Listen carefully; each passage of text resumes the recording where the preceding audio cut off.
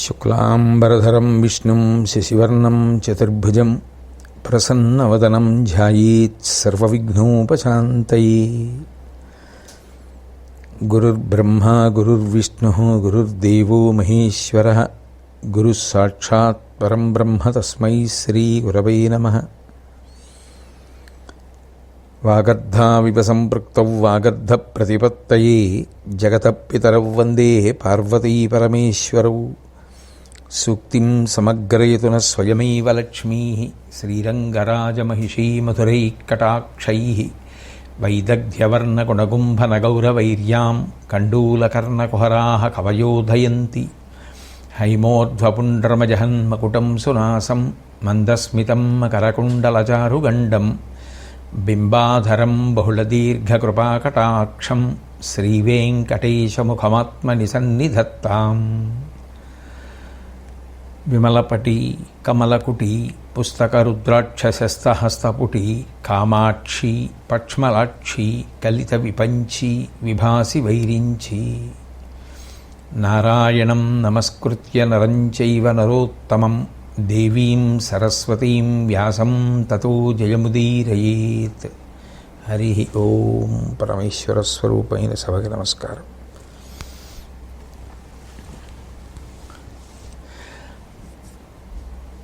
ఆరవ రోజు రాత్రి భీష్మాచార్యులతో మాట్లాడినటువంటి దుర్యోధనుడు ప్రశాంతంగా హాయిగా నిద్రపోయాడు.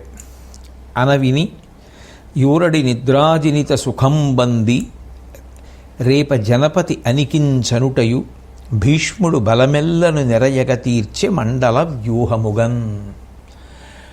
ఆరవ రోజు రాత్రి నిద్రాకాలిక సుఖాన్ని పొందినటువంటి దుర్యోధనుడు మరునాడు ప్రాతకాలంలో లేచి కాలకృత్యములను తీర్చుకొని యుద్ధమునకు సన్నద్ధుడై కవచాన్ని ధరించి బయలుదేరాడు. ఈలోగా కౌరవ సైన్యానికి సర్వసైన్యాధిపతి అయినటువంటి భీష్మాచార్యుల వారు మండల వ్యూహంగా తీర్చిదిద్దారు.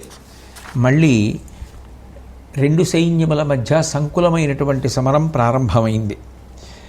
ధర్మరాజు గారు భీష్మాచార్యుల వారు పన్నినటువంటి మండల వ్యూహానికి ప్రతిగా దృష్టజ్యుమ్నుని చేత వజ్ర వ్యూహాన్ని రచింపచేశాడు. ఆ వ్యూహాన్ని భేదిస్తూ అర్జునుడు లోపలికి ప్రవేశించి ఐంద్రాస్త్ర ప్రయోగం చేశాడు.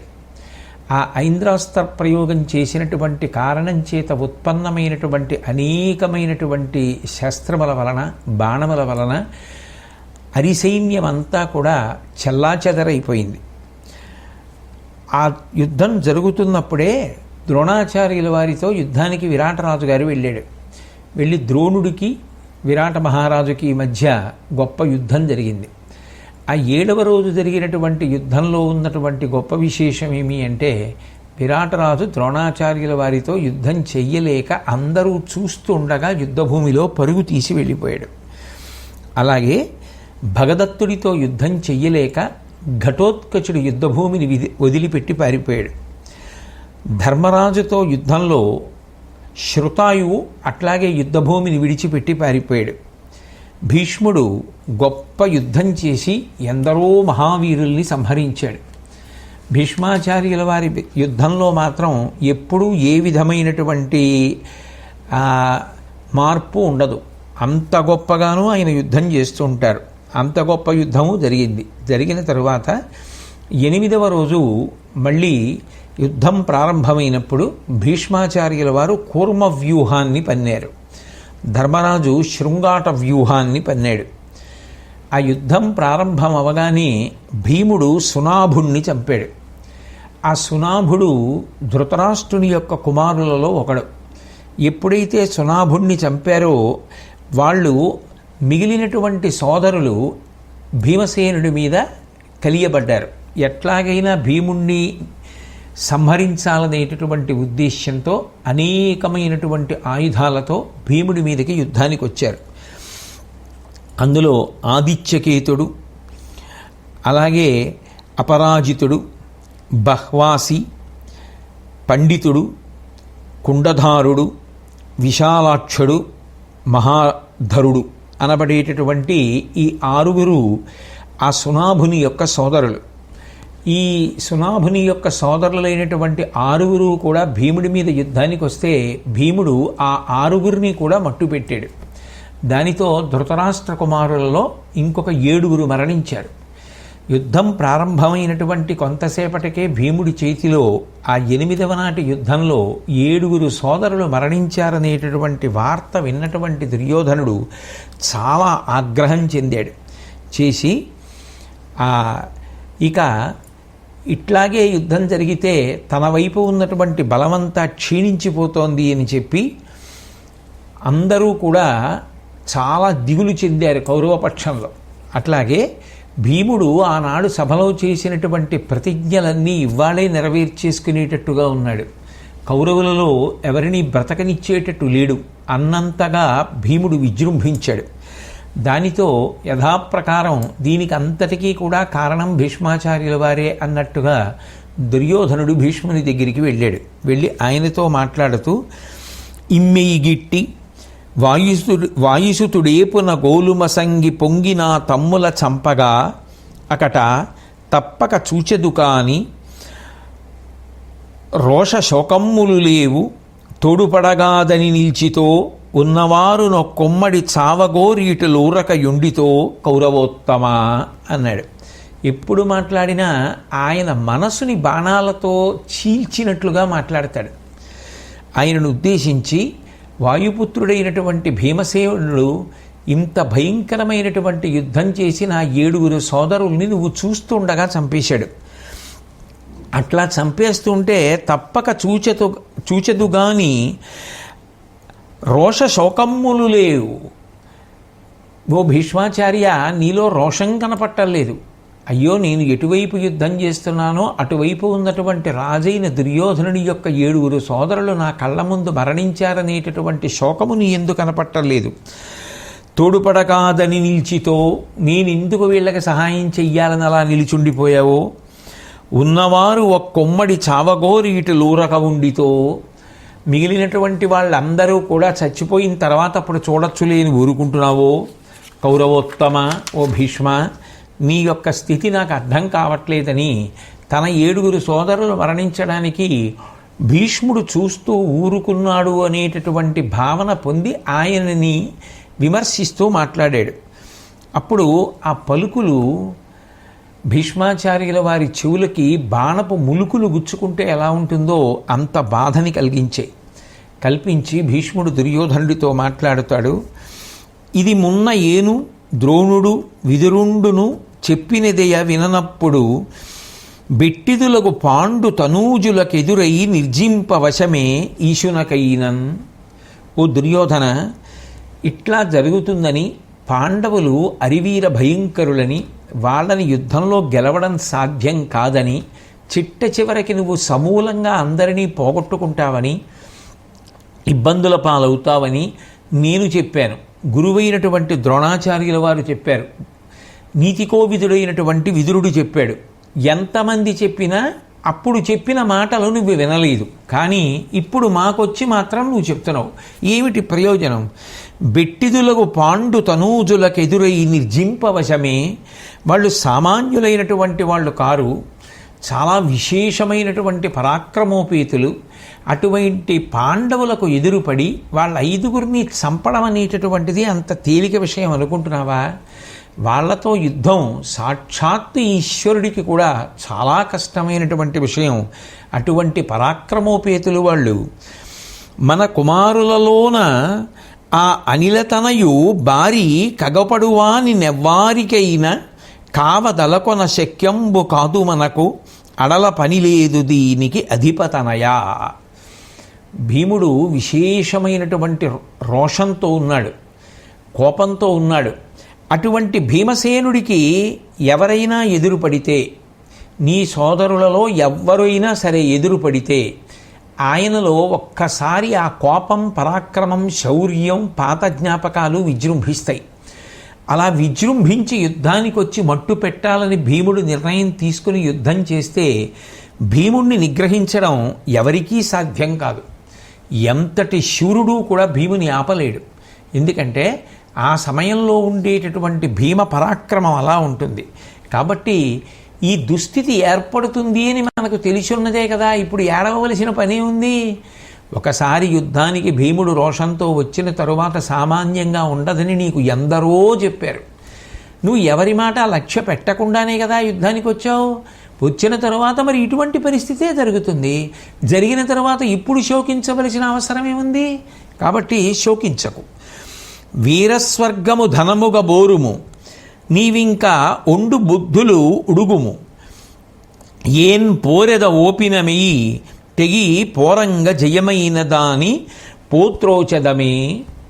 ఓ దుర్యోధన, ఇక నువ్వు చేసేటటువంటి యుద్ధంలో ఒక విషయాన్ని బాగా జ్ఞాపకం పెట్టుకో. వీరస్వర్గం అలంకరించడం కోసమని మనం అందరం యుద్ధం చేస్తున్నాము అన్న విషయం స్ఫురణలో ఉంచుకో. తప్ప నీవింకా ఒండు బుద్ధులుడుగుము, అంతకన్నా ఏదో ఇతర ప్రయోజనం జరుగుతుందని నువ్వు కోరవద్దు. అంటే దాని అర్థం ఏమిటి? ఈ యుద్ధానికి మనం అందరం ఎందుకు వచ్చాము అంటే యుద్ధంలో చచ్చిపోయి వీరస్వర్గం పొందుతాం, అంతే ప్రయోజనం. తప్ప ఈ యుద్ధంలో గెలిచి మనం జయం పొంది భూమిని పరిపాలిస్తామనేటటువంటి ఆశ నువ్వు పెట్టుకోవద్దు. అది సాధ్యమయ్యేటటువంటి విషయం కాదు. కాబట్టి యుద్ధం చేసి వీరస్వర్గం పొందడానికి సిద్ధంగా ఉండు. ఆ మార్గంలో మిగిలిన వాళ్ళు వెళ్ళిపోతున్నారు, మొదలైపోయింది.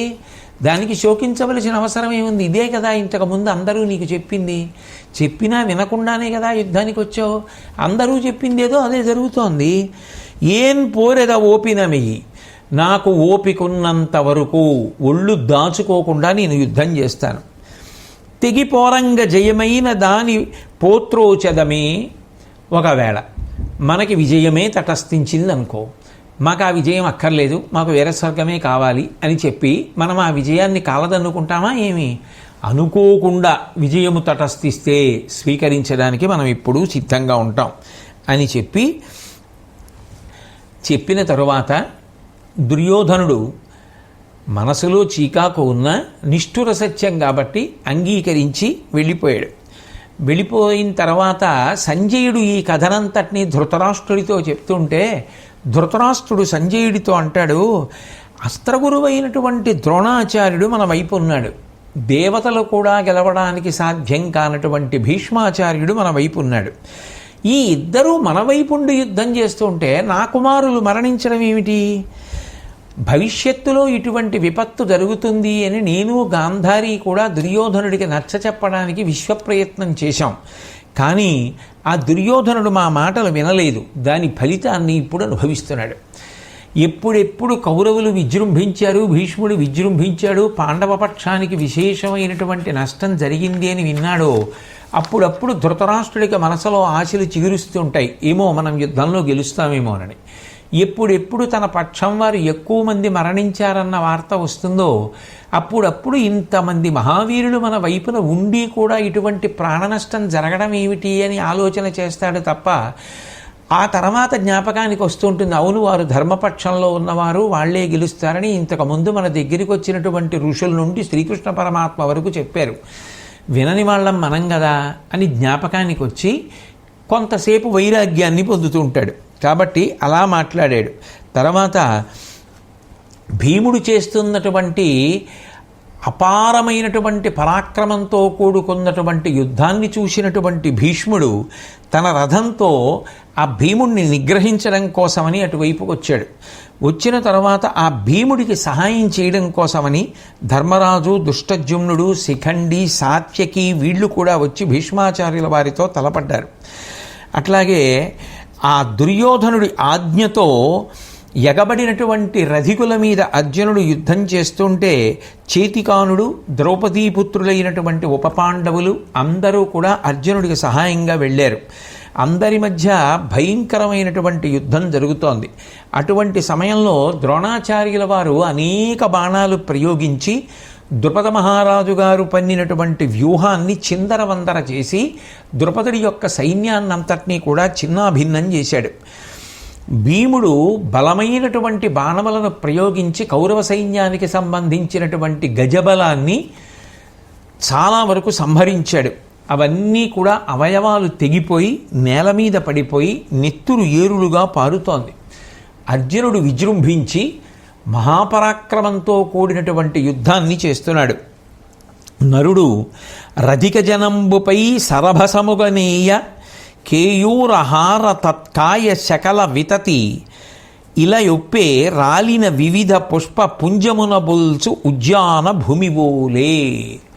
అర్జునుడు భయంకరమైనటువంటి యుద్ధం చేస్తూ ఆ ఎదురుగుండా వచ్చినటువంటి రధికుల మీద ఇక ఆపకుండా ఎడతెరిపి లేని బాణప్రయోగం చేస్తుంటే వాళ్ళ యొక్క శిరస్సులు కిరీటాలతో కలిపి డుళ్ళి కింద పడిపోతే కాళ్ళు చేతులు మొదలైనటువంటివి తెగిపోయి ఆభరణములు జారిపోయి కింద పడిపోతే ఈ కిరీటములలోంచి ఆభరణములలోంచి మణులలోంచి వచ్చేటటువంటి కాంతుల చేత కుప్పలు కుప్పలుగా పడిపోయినటువంటి ఈ తలలు, కుప్పలు కుప్పలుగా పడిపోయినటువంటి ఆభరణములలోంచి వాటి మణులలోంచి వస్తున్నటువంటి కాంతుల చేత ఉద్యానవనమునందు రాలిపోయినటువంటి పుష్పముల యొక్క రాశి ఎలా ప్రకాశిస్తుందో అలా ప్రకాశిస్తున్నాయి.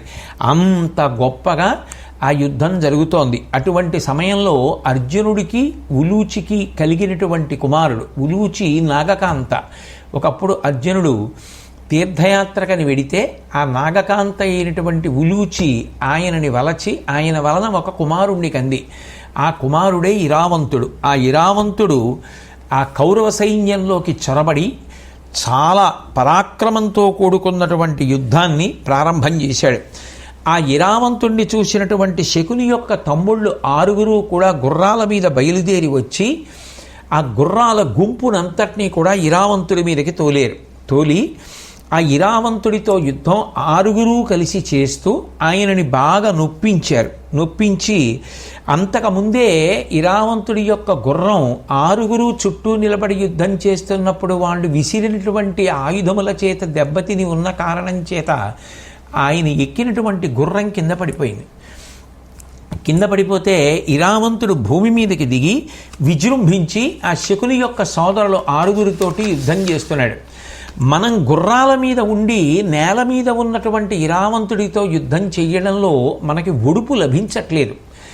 ఆ ఒడుపు లభించని కారణం చేత మనం ఇరావంతుడిని సంహరించలేకపోతున్నాం. కాబట్టి మనం కూడా నేల మీదకే దిగిపోయి యుద్ధం చేద్దామనేటటువంటి ఒక తప్పు నిర్ణయాన్ని తీసుకుని ఆ 6 శకుని సోదరులు గుర్రాలు దిగిపోయి ఇరావంతుడిని చుట్టుముట్టి యుద్ధం ప్రారంభం చేశారు. చెయ్యగానే ఇరావంతుడు అవకాశం చిక్కిందని చెప్పి తన యొక్క కత్తితో 6 కూడా 2 ముక్కలుగా నరికేశాడు. 6 కలిసి 12 ముక్కలుగా పడిపోయారు. దానితో శకుని యొక్క సోదరులు 6 కూడా మరణించారు. ఇది చూసినటువంటి దుర్యోధనుడు ఇరావంతుడు విజృంభిస్తున్నాడని చెప్పి మాయాయుద్ధంలో చాలా నేర్పరి అయినటువంటి అలంబసుణ్ణి పిలిచి ఆ ఇరావంతుడితో యుద్ధం చేయమన్నాడు. ఆ ఇరావంతుడు గొప్ప అశ్వసేనతో యుద్ధం చేస్తున్నాడు. ఆ వచ్చినటువంటి అలంబసుడు తనకున్నటువంటి మాయా విద్యల చేత గొప్ప ఆశ్విక దళాన్ని సృష్టించి ఇరావంతుని యొక్క ఆశ్విక దళాన్నంతటినీ కూడా నాశనం చేశాడు. చేసిన తరువాత ఇరావంతుడు వెంటనే తన తల్లి అయినటువంటి ఉలూచిని స్మరించాడు. ఆ ఉలూచి నాగకాంత అయినటువంటి కారణం చేత ఆమె యొక్క ప్రభావము వలన ఆ నాగలోకమునందు ఉండేటటువంటి ప్రభావము వలన నాగవంశమునకు సంబంధించినటువంటి ఇంద్రజాల విద్య వలన ఆయన మనసులో స్మరించినంత మాత్రం చేత అనేకమైనటువంటి నాగుల సమూహం వచ్చి ఆయనని అనుగమించింది. ఆయన మాయ చేత ఆదిశేషుడి యొక్క రూపాన్ని పొందాడు. ఆదిశేషుడి రూపం ఎలా ఉంటుందో అటువంటి రూపాన్ని పొంది అలంబసుడి మీద యుద్ధానికి వెళ్ళాడు. అయితే చిన్న పొరపాటు ఏం జరిగింది అంటే ఈయన ఆదిశేషుడి వంటి వేషాన్ని పొంది నాగుల యొక్క సమూహంతో అలంబసుడి మీద యుద్ధానికి వెడితే అలంబసుడు గరుత్మంతుని యొక్క రూపాన్ని పొందాడు. ఎందుకని అంటే అటు అలంబసుడు కూడా మాయా విద్యలో మాయతో యుద్ధం చెయ్యడంలో బహునేర్పరి అయిన కారణం చేత గరుత్మంత రూపాన్ని పొందాడు. అడరిన దానవుండు గరుడాకృతి గైకొని మాయతోడ లోబడ భుజంగములం పొదివి పట్టి రయంబున మృంగి అప్పుడు చేట్పడు నరుపట్టి కంఠము కృపాణమునం తెగవ్రేయ మిదినింబడి మొగమొప్పే పూర్ణ శశిభాతి వికారము లీని చెన్నువన్. ఆ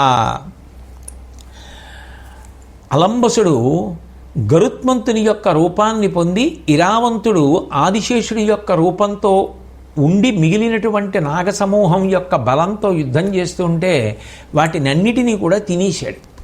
తినేసి వెంటనే వచ్చి ఆ ఇరావంతుని యొక్క తల పట్టుకొని తన యొక్క కత్తితో అతని మెడ తరిగేసి కింద పడేశాడు. కింద పడేస్తే భూమి మీద పడిపోయినటువంటి ఇరావంతుని యొక్క తల ఏ విధమైనటువంటి తేజస్సుని కోల్పోకుండా కళకళలాడుతూ పౌర్ణమి నాడు చంద్రబింబం ఎలా ఉంటుందో అలా నవ్వుతూనే ఉంది. అంటే ఆఖరి సమయంలో ప్రాణం విడిచిపెట్టేసే ముందు కూడా యుద్ధంలో ప్రాణాన్ని విడిచిపెట్టేయడం అనేటటువంటిది వాళ్ళకి అంత సంతృప్తినిచ్చేటటువంటి విషయం తప్ప పిరికితనం అనేటటువంటిది లేని మహావీరులు. ఆ కారణం చేత అర్జునుడికి ఉలూచికి జన్మించినటువంటి ఇరావంతుడు అలంబసుడి చేతిలో మరణించాడు. ఆ తరువాత సోదరుడు మరణించడం చూసినటువంటి ఘటోత్కచుడు పరమ భయంకరమైనటువంటి యుద్ధం చెయ్యడం కోసమని తన శూలాన్ని పట్టుకుని బయలుదేరి యుద్ధభూమిలోకి వచ్చాడు. నిజానికి 8వ రోజు జరిగినటువంటి యుద్ధంలో మెరుపులు ఇరావంతుడు చేసినటువంటి యుద్ధం, ఘటోత్కచుడు చేసినటువంటి యుద్ధం కూడా ఉన్నాయి. కాబట్టి ఆ ఘటోత్కచుడు శూలం పట్టుకుని వచ్చి ఎంత ఆశ్చర్యకరమైన యుద్ధం చేశాడు అంటే, ఏదో పువ్వులన్నీ తెచ్చి ఏరి అక్కడ పెట్టి సూది చేత్తో పట్టుకుని ఒక్కొక్క పువ్వు సూదికి ఎక్కిస్తూ దండ ఎలా గుచ్చుతారో అలా తాను పట్టుకున్నటువంటి శూలానికి ఆ ఏనుగుల్ని, గుర్రాల్ని, సైనికుల్ని అందరినీ గుచ్చుకుంటూ వెళ్ళిపోయాడు. అంత రోషంతో కూడుకున్నటువంటి యుద్ధాన్ని తన సోదరుడైనటువంటి ఇరావంతుడు మరణించాడు అనే క్రోధంతో ఆ ఘటోత్కచుడు చెయ్యడం మొదలుపెట్టాడు. అంత గొప్ప యుద్ధం చేస్తుంటే ఆ ఘటోత్కచుడు కౌరవసేనలో ఉన్నటువంటి ఏనుగులన్నింటినీ కూడా తునాతునకలు చేసేస్తున్నాడు. అప్పుడు ఇక దుర్యోధనుడు ఘటోత్కచుడిని నిగ్రహించకపోతే ప్రమాదము అని గుర్తిరిగి తానే బయలుదేరి ఘటోత్కచుడి మీదకి యుద్ధానికి వచ్చి కొన్ని బాణములను ఘటోత్కచుడి మీద ప్రయోగించాడు. ఆగ్రహించినటువంటి ఘటోత్కచుడు శక్త్యాయుధాన్ని ఎత్తి దుర్యోధనుడి మీద వేయడానికి ప్రయత్నించాడు. ఈలోగా దుర్యోధనుడికి అడ్డంగా వంగదేశానికి సంబంధించినటువంటి రాజు వచ్చిన కారణం చేత ఆ ఘటోత్కచుడు విసిరినటువంటి శక్త్యాయుధం ఆ వంగరాజు ఎక్కినటువంటి ఏనుగు మీద పడి ఆ ఏనుగు కుప్పకూలిపోయింది. ఆ భీష్ముడు ఈ ఘటోత్కచుడు వంగదేశపు రాజు యొక్క ఏనుగుని చంపిన తరువాత చేసినటువంటి సింహనాదాన్ని విన్నాడు. విని దుర్యోధనుడు అక్కడున్నాడు. దుర్యోధనుడితో ఘటోత్కచుడు యుద్ధం చేస్తున్నాడు. మహామాయావి గొప్ప రాక్షస సైన్యం ఉన్నవాడు. ఆ ఘటోత్కచుడి చేతిలో దుర్యోధనుడికి ఏమైనా ఇబ్బంది కలుగుతుందేమోనన్న ఆలోచన చేత వెంటనే మిగిలినటువంటి చాలామందిని తీసుకుని ఘటోత్కచుడి మీద యుద్ధానికి దుర్యోధన సంరక్షణ కొరకు భీష్ముడు బయలుదేరి వచ్చాడు. ఆ ఘటోత్కచుడు నిర్భయంగా ఏనుగుల గుంపులన్నింటినీ కూడా సంహారం చేస్తూ కౌరవ సైన్యం మీద విజృంభించి యుద్ధం చేస్తున్నాడు. ఇలా కౌరవ సైన్యాన్ని చీల్చి చెండాడుతూ యుద్ధం చేస్తున్నటువంటి ఆ ఘటోత్కచుడి యొక్క ఉద్ధతిని చూసి ద్రోణుడు మొదలైనటువంటి వాళ్ళు కూడా వచ్చి ఆయన్ని నిగ్రహించడానికి విశ్వప్రయత్నము చేశారు. అంత గొప్ప యుద్ధాన్ని చేసిన తరువాత ధర్మరాజు గారు చూసి ఆ భీముడితో ఒక మాట అన్నాడు. అవతల పాంచాల రాజు యొక్క బలాన్ని మనం కాపాడుకోవాలి. అదేవిధంగా అక్కడ దుర్యోధనుడితో నీ కుమారుడైనటువంటి ఘటోత్కచుడు యుద్ధం చేస్తున్నాడు. ఆ ఘటోత్కచుడి మీదకి ఇతర వీరులు కూడా వెళ్ళారు. కాబట్టి ఇప్పుడు ఘటోత్కచుడిని కూడా రక్షించుకోవాలి. ఇక్కడ పాంచాల సైన్యాన్ని కాపాడడానికి మనకి అర్జునుడు ఉన్నాడు. కాబట్టి ఘటోత్కచుడిని రక్షించుకోవడానికి మనం వెడదామని బయలుదేరి అక్కడికి వచ్చారు.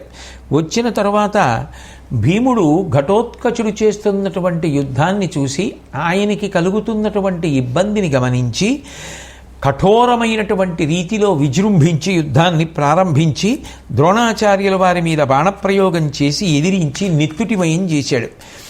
అలాగే భీముడు కోపంతో బాణం ప్రయోగించి ఆ ద్రోణుడు మూర్ఛపోయేటట్టుగా చేశాడు. ద్రోణుడు కూడా భీముడి పట్ల అంతే కఠినంగా ప్రవర్తించి బాణప్రయోగం చేసి ఆయన శరీరాన్ని గాయపరిచి భీముడి శరీరంలోంచి నెత్తురు కారేటట్టుగా చేశాడు. ఈ విధంగా గొప్ప యుద్ధం జరుగుతున్నటువంటి సమయంలో ఘటోత్కచుడు ఒక ఆశ్చర్యకరమైనటువంటి మాయాయుద్ధాన్ని నిర్వర్తించాడు.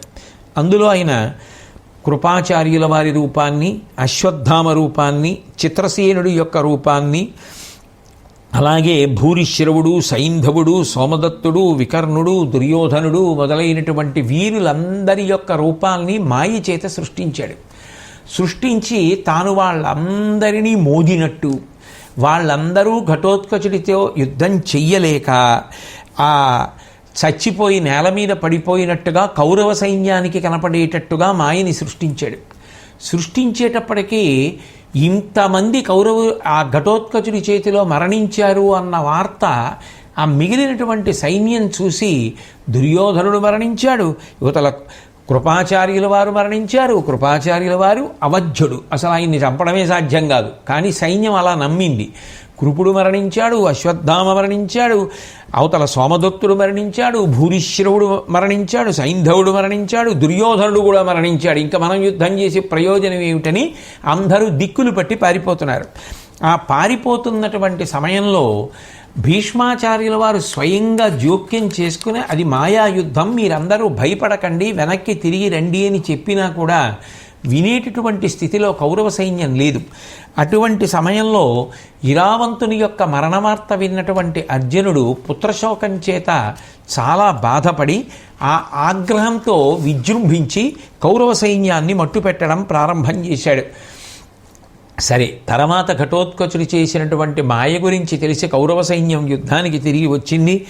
భీముడు విజృంభించి ఒకవైపు నుంచి కౌరవ సైన్యం యొక్క ఆ ఉద్ధతినంతటినీ కూడా నిగ్రహిస్తున్నాడు. అర్జునుడు ఇరావంతుడు మరణించాడనేటటువంటి కోపాన్ని మనసులో పెట్టుకున్నటువంటి వాడై ప్రతీకారం చెయ్యాలి అని చెప్పి కౌరవ సైన్యం పట్ల కఠినంగా ప్రవర్తిస్తూ యుద్ధం చేసి ఎందరినో మటుమారుస్తున్నాడు. అవతల భీష్మాచార్యుల వారు కూడా అంతే ఉద్ధతితో యుద్ధం చేస్తూ ఎందరో పాండవ సైన్యాన్ని నిహతుల్ని చేశాడు.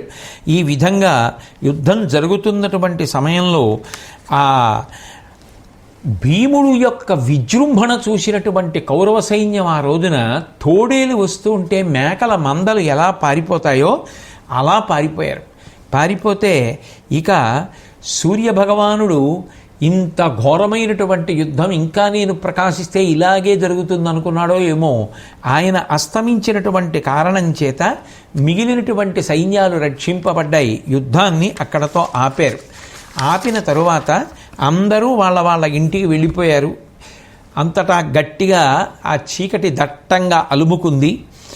అప్పుడు దుర్యోధనుడు తన వైపు ఎందరో నిహతులైపోవడం, తన సైన్యం క్షయమైపోతూ ఉండడం గమనించి బాధపడి తన భవనంలోకి ఇలా వెడుతూనే దుశ్శాసనుణ్ణి పిలిచి, నువ్వు వెంటనే వెళ్ళి శకునిని కర్ణుణ్ణి తీసుకురమ్మన్నాడు.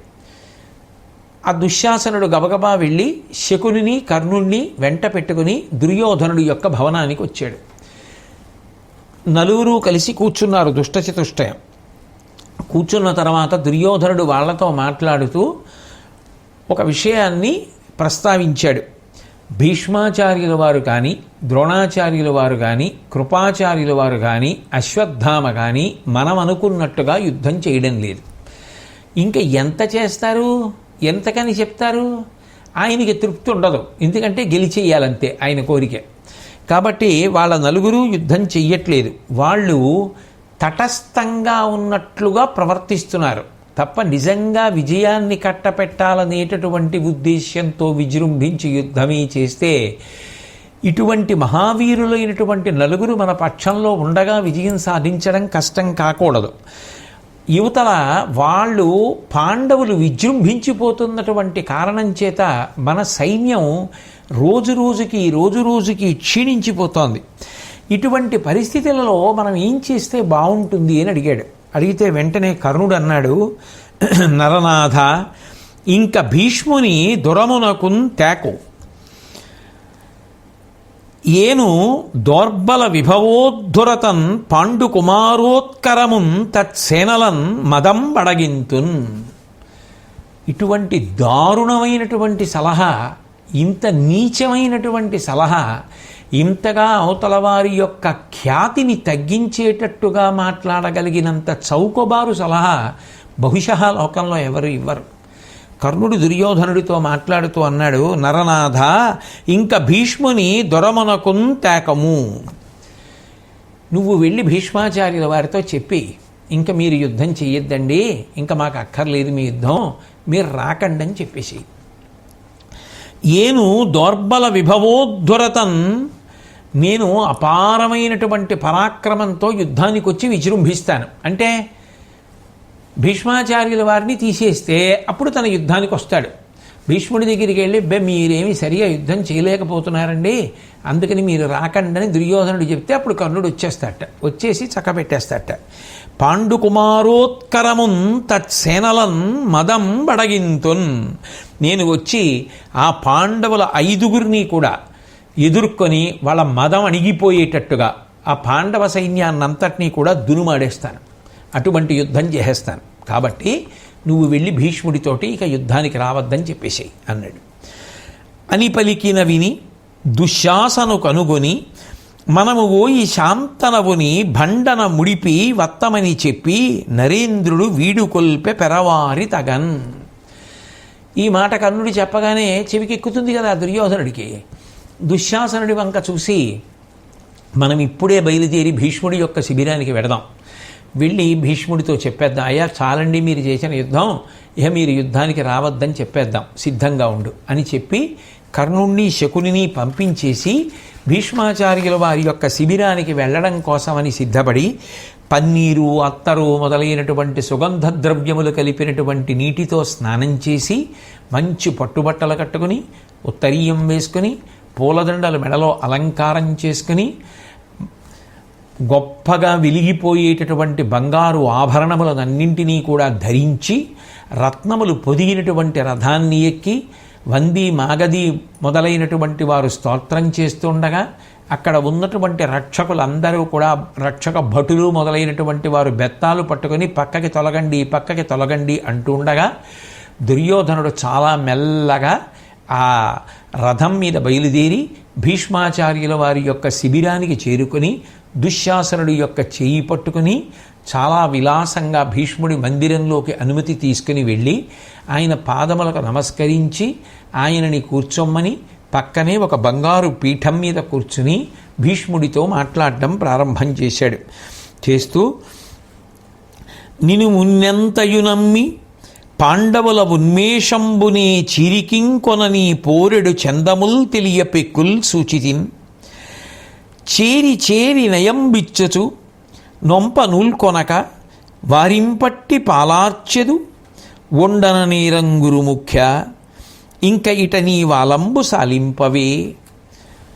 ఓ భీష్మాచార్య, మొదటి నుంచి కూడా నేను నిన్ను నమ్మి పాండవుల్ని లక్ష్యం చెయ్యకుండా ఉన్నాను. ఎందుకని అంటే పాండవులు వృద్ధిలోకి వస్తున్నా ఏం పర్వాలేదు, యుద్ధం అంటూ వస్తే వాళ్ళు మన జోలికి వస్తే మన వైపు భీష్ముడు ఉన్నాడని నమ్మి ఉన్నాను. కానీ ఇప్పుడు జరుగుతున్నటువంటి పరిస్థితిని గమనిస్తే, నువ్వు యుద్ధం చేస్తున్నటువంటి తీరుని జాగ్రత్తగా పరిశీలిస్తే నువ్వు యుద్ధాన్ని కఠినంగా చెయ్యట్లేదు, చాలా మెత్తదనాన్ని చూపిస్తున్నావు. ఎంతసేపు పాండవులకు నొప్పి కలగకూడదు అనేటటువంటి లక్ష్యాన్ని మనసులో పెట్టుకుని యుద్ధం చేస్తున్నావు తప్ప నిజంగా యుద్ధం చేసి పాండవుల్ని పాండవ సైన్యాన్ని మట్టు పెట్టాలనేటటువంటి ఊహని మనసులో లేనట్టుగా కనపడుతోంది. అందుకే వాళ్ళు చేతికి చిక్కినా నువ్వు వాళ్ళని ఏమీ చెయ్యవు. కాబట్టి ఇక నువ్వు మా పక్షాన యుద్ధం చెయ్యక్కర్లేదు, రేపు ఉదయం నుంచి నువ్వు యుద్ధం ఆపు చేసేయి అన్నాడు. అంటూ, అనిమొన దేవదానవులకైనను మార్కొనరాదు నిన్ను, 7 నాళ్ళులయ్యే సమయింపవు నొంపవు సవ్యసాచినప్పనియటులుండనిమ్ము, నిన్ను ప్రార్థన చేసెద ఇంత వట్టు నా చనువున బోవనిచ్చి నృపసత్తమ పూరికి కర్ణుపంపవే. ఓ భీష్మ, నిజంగా యుద్ధంలో నువ్వు తలుచుకుంటే దేవతలు కూడా నీతో సమానంగా యుద్ధం చెయ్యలేని రీతిలో యుద్ధం చేసి నిగ్రహించగలవు. అంతేకాదు, ఇవాల్టికి 8 రోజులు అయిపోయి యుద్ధం మొదలుపెట్టి, కానీ ఇప్పటికి కూడా నువ్వు అర్జునుణ్ణి చంపలేదు. ఆ మాట అలా ఉంచు. నేను నిన్ను వేడుకునేది ఒక్కటే, దయచేసి రేపటికి నువ్వు యుద్ధానికి రావద్దు. రేపటి నుంచి నువ్వు యుద్ధం మానేస్తే కర్ణుడు వస్తాడు. కర్ణుడు వస్తే అర్జునుణ్ణి కాదు మిగిలిన పాండవుల్ని కూడా నిగ్రహిస్తాడు. అసలు భీష్మాచార్యుల వారి తప్పు ఏమైనా ఉందా? ఆయన ముందే చెప్పాడు, అర్జునుడితో నేను యుద్ధం చెయ్యలేను, అర్జునుడికి నాకన్నా బాణాలు ఎక్కువ తెలుసు, శిఖండి విషయంలో నాకు వ్రతం ఉంది, వ్రతాన్ని నేను తప్పలేను కాబట్టి శిఖండితో యుద్ధం చెయ్యను, అట్లాగే పాండవులను చంపను దొరికినా కూడా, ఎందుకంటే మీరెంతో నాకు పాండవులంతే, ఇవన్నీ చెప్పిన తరువాతనే మీరు మాకు సర్వసైన్యాధిపతిగా ఉండండి అని పట్టాభిషేకం చేశాడు. ఇప్పుడు నువ్వు అర్జునుణ్ణి చంపట్లేదు, అర్జునుణ్ణి చంపకపోతే అర్జునుడు మన సైన్యాన్ని చంపేస్తున్నాడు, కాబట్టి నువ్వు మాకు యుద్ధం చెయ్యొద్దు అంటే, అంత పెద్ద ఆయన, అంత గౌరవాన్ని సంపాదించుకున్న ఆయన పరువు మర్యాద ఏమైపోవాలి అంటే భీష్ముడు బాధపడి అమ్మాట మనమునకు వాలమ్మై తాకుటయు భీష్ముడత్యంత విషాదమ్మున ఇంచుకబడి మౌనమ్ము తగం తాల్చియుండే నతవదనుండై. నిజంగా ఒక్కొక్కసారి భారతం చదువుతున్నప్పుడు ఈ పద్యాల వంక చూసినప్పుడు అనిపిస్తుంది ఆనాడే భీష్ముడు చనిపోయాడు అనిపిస్తుంది. మానసికంగా భీష్ముడు ఇందుకు చనిపోదాం ఇంకా అని నిర్ణయానికి వచ్చాడేమో అనిపిస్తుంది. ధర్మరాజు గారు అడిగాడని కాదు, ఇంకా ఈ పక్షాన ఉండి ఎంతకాలం యుద్ధం చేస్తాడు, అసలు యుద్ధానికి వచ్చింది ఎందుకు, ఇంకెంతకాలం శరీరంలో ఉంటాడు, ఆయన వసూలిలోకి వెళ్ళిపోవాలి, జరగవలసిన పెద్ద యుద్ధం జరిగిపోతోంది, తాను మరణించాలి అంటే వరప్రసాదిగా వచ్చినవాడు శిఖండి, ఆ శిఖండి ఎదురుపక్షంలో ఉంటే తప్ప తన మీద బాణప్రయోగం జరగదు, శిఖండి అర్జునుడికి బంధువు కాబట్టి అర్జునుడి పక్షాన యుద్ధం చేస్తున్నాడు, అర్జునుడి బాణములు తప్ప తన పడగొట్టగలిగినవి లేవు, అర్జునుడు తనకి శత్రువుగా నిలబడడం అనేటటువంటిది ఈ యుద్ధంలో మాత్రమే సంభవం అవుతుంది. ఇంత గొప్ప రాజు, ఇంత ధర్మాన్ని పాటించేటటువంటి వాడు ఇంటి పట్టున ఉండి రోగంతోటో ఏ కారణం లేకుండానో శరీరాన్ని వదిలిపెట్టకూడదు. వాళ్ళకి యుద్ధంలో శరీరాన్ని విడిచిపెట్టడమే మర్యాదతో కూడుకున్న విషయం. కాబట్టి ఇంతకన్నా అవకాశం లేక ఆయన యుద్ధానికి వచ్చాడు.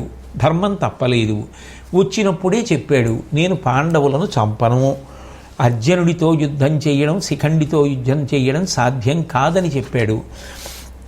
ఇన్ని చెప్పినా ప్రతిరోజు యుద్ధభూమిలో మనసుని తూట్లు పొడిచేసి ఆ దుర్యోధనుడు వచ్చి తాతగారన్న గౌరవం లేదు, సర్వసైన్యాధిపతి అన్న గౌరవం లేదు, వంశాన్నంతటినీ మహాత్యాగంతో నిలబెట్టినటువంటి మహాత్ముడన్న గౌరవం లేదు, ధర్మాత్ముడన్న గౌరవం లేదు, ఆయన వంటి జ్ఞాని ఆ కాలంలో భూమి మీద ఎవ్వడూ లేడన్న మర్యాద లేదు, లోకంలో ఏ ఒక్క వీరుడు ఆయన ముందు నిలబడలేడు, అటువంటి వాణ్ణి తన కింద పనిచేసే ఒక ఉద్యోగిలా వాడుకుని అందరినీ చంపితే రాజ్యాలు ఏలుకుంటానని అడగడం ఏమిటన్న సిగ్గు లేదు. నిరంతరం ఆ దుర్యోధనుడితో ఈ మాటలు పడుతూ యుద్ధభూమికి వెళ్ళడం కన్నా ఇక నేను ఏ ప్రయోజనం కోసం యుద్ధానికి వచ్చానో ఆ ప్రయోజనం కోసం ఇక శరీరాన్ని విడిచిపెట్టేస్తే అయిపోతుంది అని బహుశా ఇంత దారుణమైనటువంటి అవమానం పొందిన తరువాత భీష్ముడు నిర్ణయించుకుంటే అందులో ఆశ్చర్యం ఏముంటుంది? లేకపోతే అంతటి మహానుభావుణ్ణి పట్టుకొని అర్జునుణ్ణి నిగ్రహించాడు కాబట్టి 8 రోజులు యుద్ధం నడిచింది. భీష్ముడే లేకపోతే, అర్జునుణ్ణి నిగ్రహించేవాడే లేకపోతే ఎప్పుడూ అయిపోతుంది యుద్ధం. లెక్క దుర్యోధనుడు ఆగుతాడా అర్జునుడి ముందు?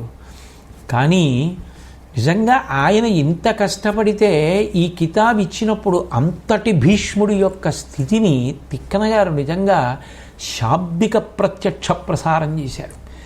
ఎంత బాధపడిపోయాడు అంతటి మహానుభావుడు. నిజానికి ఆ క్షణంలోనే ప్రాణం పోయినంత బాధపడి ఉంటాడు ఆ అవమానకరమైన మాటలకి. అందుకే ఆ మాట మనమునకు వాలమ్మై తాకుటయు, వాడి బాణం వచ్చి గుండెల్లో గుచ్చుకుపోతే ఎంత బాధ కలుగుతుందో అంత బాధ పొందాడు భీష్ముడు. భీష్ముడు అత్యంత విషాదమ్మున ఇంచుకోబడి మౌనమ్ము తగం తాల్చియుండే నతవదనుండై.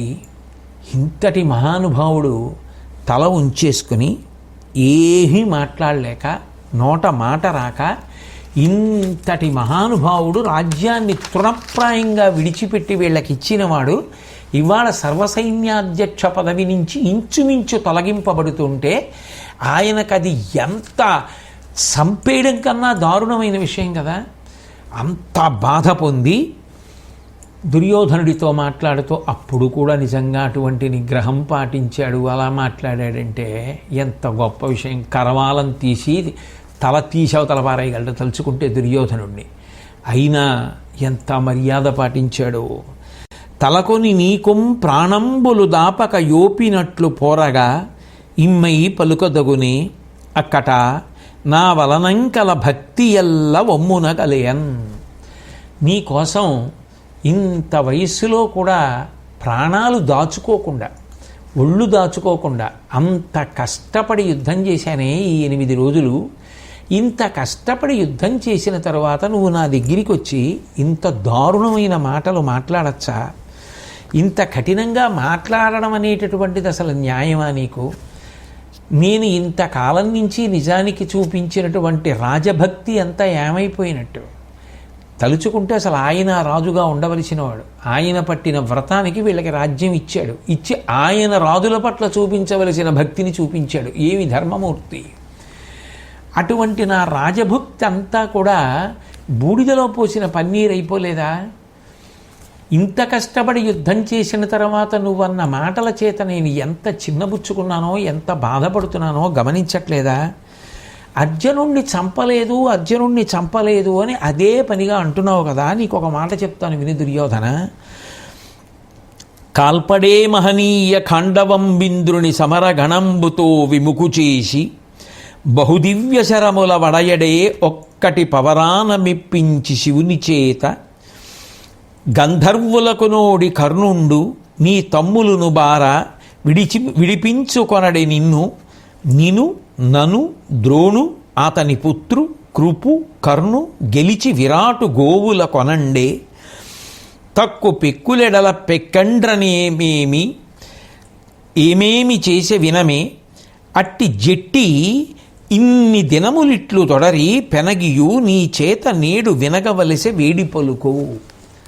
దుర్యోధన, నా గురించి అంత తేలిగ్గా మాట్లాడావే, అర్జునుడిని చంపలేదు అంటున్నావు. అసలు ముందే చెప్పాడు కదా ఆయన, అన్ని బాణాలు నాకు తెలియవని.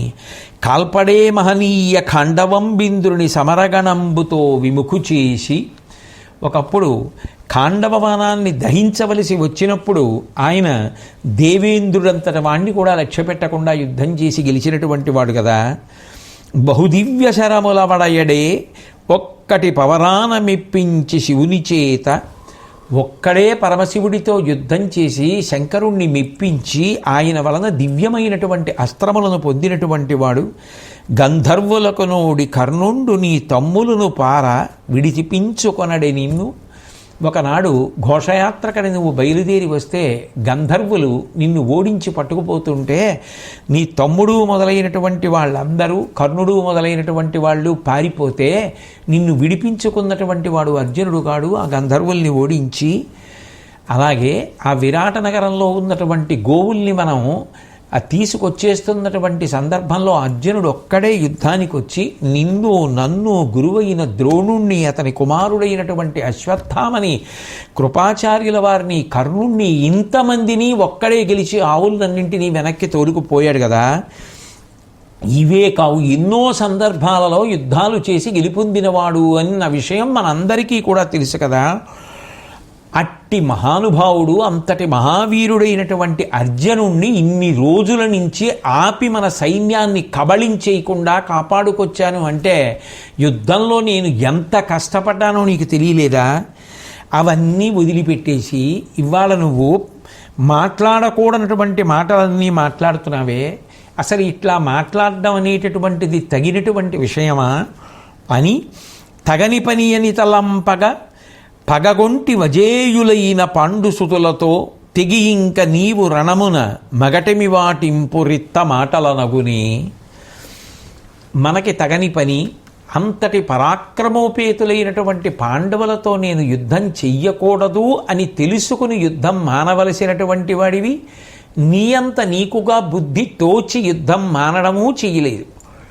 పెద్దలైన వారు ఎందరో నీ సభకు వచ్చి నీ ఇంటికొచ్చి నీకు మంచి మాటలు చెప్పి యుద్ధం వద్దు, సంధి చేసుకోండి, కలిసి బ్రతకండి, సంతోషంగా ఉండండి, దీర్ఘకాలం జీవించండి అని చెప్తే వాళ్ళ ఎవ్వరి మాటలు లెక్క పెట్టలేదు.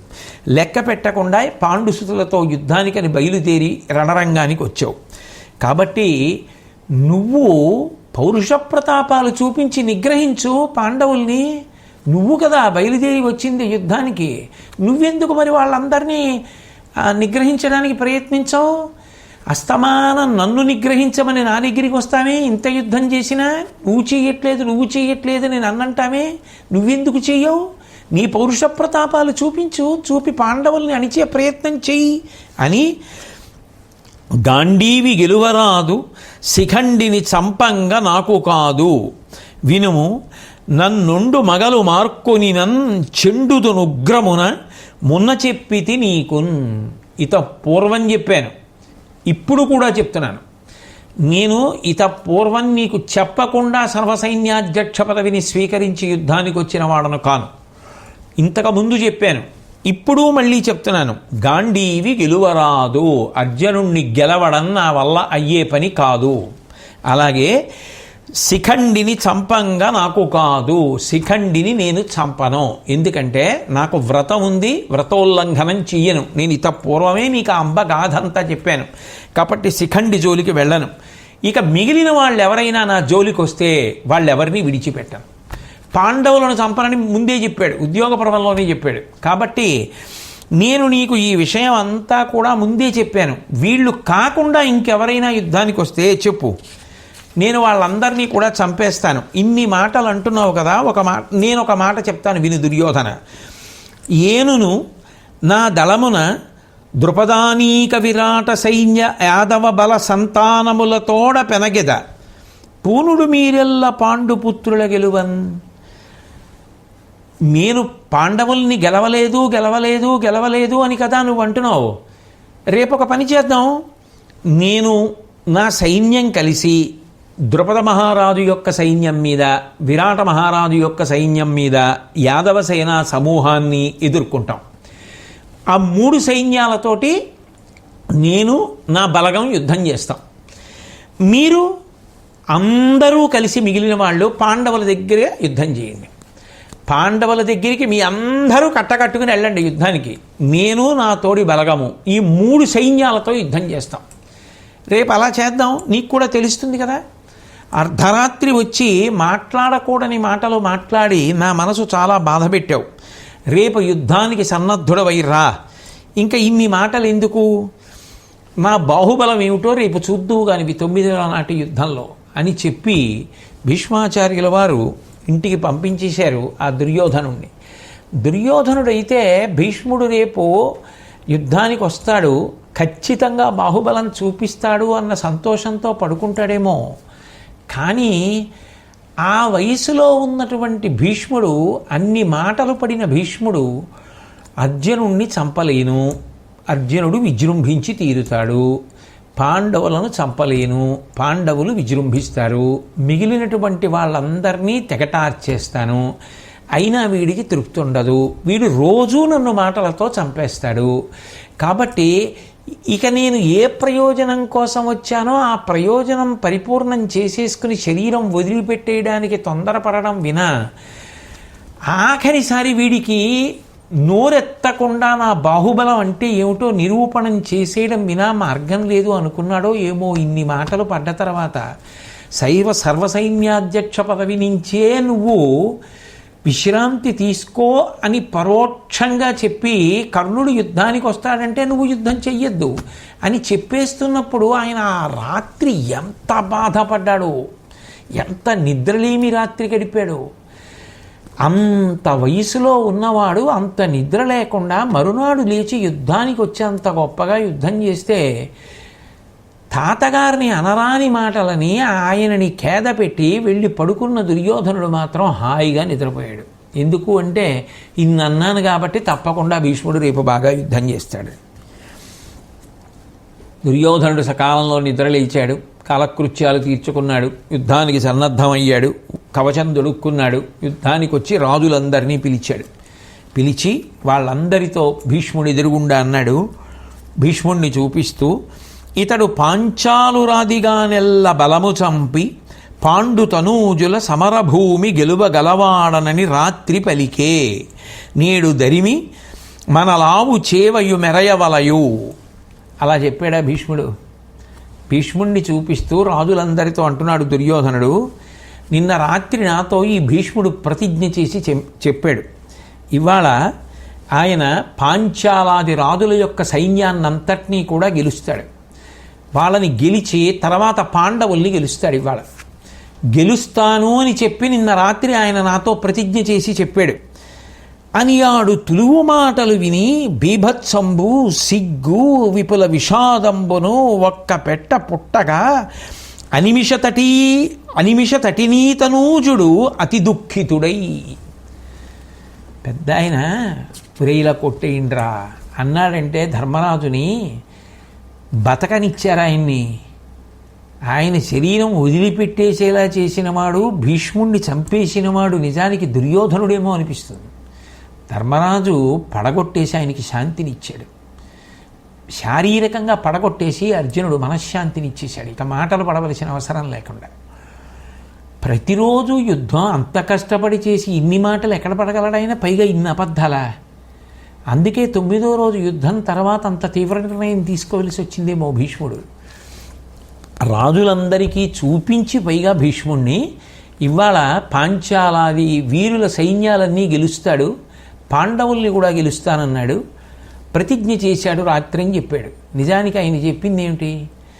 నేను వాళ్ళతో యుద్ధం చేస్తాను, మీరందరూ కలిసి పాండవులతో యుద్ధం చేయండి అన్నాడు. ఆయన అది చెప్తే వీడు మార్చి చెప్పాడు. చెబితే భీష్ముడు చాలా సిగ్గుపడ్డాడు, చాలా విషాదాన్ని పొందాడు.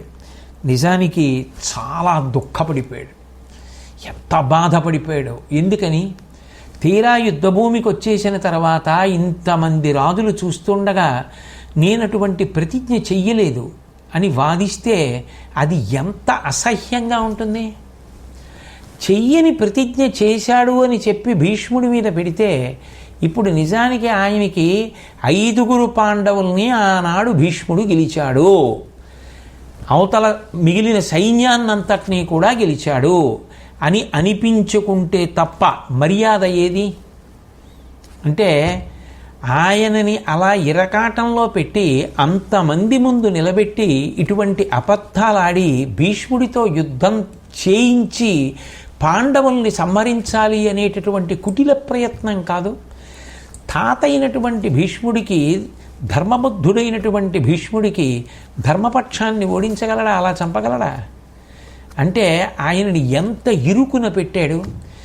ఇట్లాంటి మనవడు ఇటువంటి యుద్ధం ఇందుకోసమా నేను వీళ్ళందరినీ పెంచి పెద్ద చేసింది, దీనికోసమా రాజ్యత్యాగం చేసింది, దీనికోసమా ఈ పెద్దరికం, దీనికోసమా ఈ మాటలు పడ్డానికా నేను ఈ యుద్ధాలు చేయడం, ఇందుక ఇంతటి పరాక్రమవంతుడన్న కీర్తి, దేవతలు కూడా ఆయనతో యుద్ధం చేయలేరన్న కీర్తి చిట్ట చివరి రోజుల్లో ఇన్ని మాటలు పడ్డానికా నాకు పనికొచ్చింది అన్నది ఆయన మనసుని ఎంత కలచివేసి ఉంటుంది. అయినా కూడా వయసులో ఊరడిల్లి యుద్ధం చేయడానికి వచ్చి నిలబడగలిగాడంటే ఏమి భీష్ముడు, ఏమి ప్రజ్ఞాశాలి, ఏమి మహానుభావుడు, ఏమి సంయమనం, ఎంతటి క్షమాబుద్ధి, ఎంత ఓర్పు పడతాడు. దుర్యోధనుడి పాటి ఎక్కడ భీష్మాచార్యుల వారు. అయినా మహానుభావుడు అంత ఓర్పు పట్టాడు అంటే ఎంత గొప్ప విషయం. తనని ఓదార్చేవాళ్ళు ఎవరు ఆయన గురించి పట్టించుకునేవాళ్ళు? కాబట్టి తనని తానే ఓదార్చుకున్నాడు. ఓదార్చుకొని దుర్యోధనుడు భీష్ముని యొక్క తీరు తెలిసిపోయింది కాబట్టి ఇక యుద్ధానికి సన్నద్ధమయ్యాడు. ఆ దుర్యోధనుడు దుశ్శాసనుడితో అన్నాడు, మనం ఈ భీష్ముణ్ణి ఒక్కడిని ఇవాళ రక్షించుకోగలిగితే భీష్ముడు పాండవ సైన్యాన్నంతటినీ ఇవాళ ఓడించేస్తాడు, పాండవుల్ని కూడా ఓడించేస్తాడు. 8 రోజులు అయిపోయిందని ఆయన మనసు ఖేద పెట్టేశాడు కదా నిన్న రాత్రి. అందుకని మీరు 22,000 రథికులు ఇతని మందు ఉండాలి. ఎందుకని అంటే భీష్ముణ్ణి కాపాడుకుంటే చాలు, భీష్ముణ్ణి కాపాడుకుంటుంటే ఆయన మిగిలిన పని చేసేస్తాడు అని. ఆ తర్వాత యుద్ధం ప్రారంభమైంది, 9వ రోజు యుద్ధం. ఆ యుద్ధ ప్రారంభంలో అభిమన్యుడు విజృంభించి మండలాకారంగా తిరుగుతూ, అసలు క్షీరసాగర మథనం జరిగినటువంటి రోజున ఎంత గొప్పగా జరిగిందో అలా కౌరవ సైన్యాన్నంతటినీ కూడా కదిపేశాడు. అన్ని వైపులకి చల్లాచెదరైపోయేటట్టుగా భయంకరమైనటువంటి యుద్ధం చేస్తుంటే వెంటనే ఆ దుర్యోధనుడు మాయాయుద్ధం చేయడంలో నిపుణుడైనటువంటి అలంబసుణ్ణి పిలిచి, నువ్వు ఘటోత్కచుణ్ణి నిగ్రహించావు, ఇరావంతుణ్ణి చంపావు, అలాగే ఇప్పుడు వెళ్ళి అభిమన్యుణ్ణి కూడా నిగ్రహించు అని పంపించాడు. మాయాయుద్ధం చేయడంలో సిద్ధహస్తుడైనటువంటి అలంబసుడు బయలుదేరి వచ్చి అభిమన్యుడితో యుద్ధం మొదలుపెట్టాడు. మొదలు పెడితే ఆ అలంబసుడు చేసేటటువంటి యుద్ధం భయంకరమైనటువంటి యుద్ధం అయినా కూడా అభిమన్యుడు ప్రయోగించినటువంటి బాణపు దెబ్బలకి రూపు చెడిపోయి రథాన్ని ఆసరాగా చేసుకుని పెద్ద పెద్ద కేకలు వేస్తూ ఆ అలంబసుడు రథం పక్కన ఒరిగిపోయాడు.